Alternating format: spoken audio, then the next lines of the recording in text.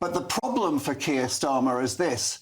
He's at his least effective presentationally when he tries to be something that he's not.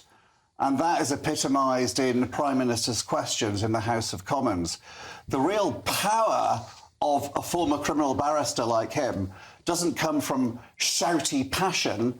It comes from forensic, cool dispassion and making sure that you've got a grasp of the facts, you've got a grasp of your case and a grasp of your opponent's weaknesses.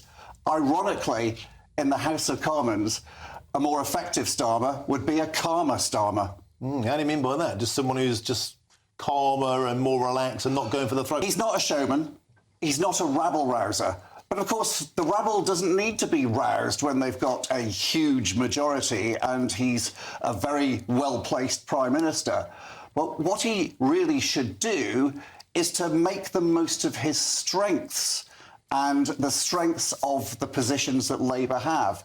But also, he did something occasionally very effectively. While he was doing PMQs as Leader of the Opposition, once he asked, in a very quiet voice, the business gathering that occurred with 100 people in the gardens of number 10 Downing Street at 2 p.m. on that day, was alcohol served?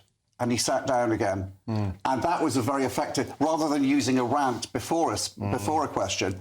And also to Kemi Badenoch, a couple of Prime Minister's questions ago, he said, I will apologise if I've got this wrong, but am I right in saying that this is a newly acquired passion by the Leader of the Opposition and that she has not raised grooming gams in the House of Commons before? So that's when he's at his best. When he shouts, he just shouts himself into oblivion. Okie dokie. Well, Graham Davis, thank you very much.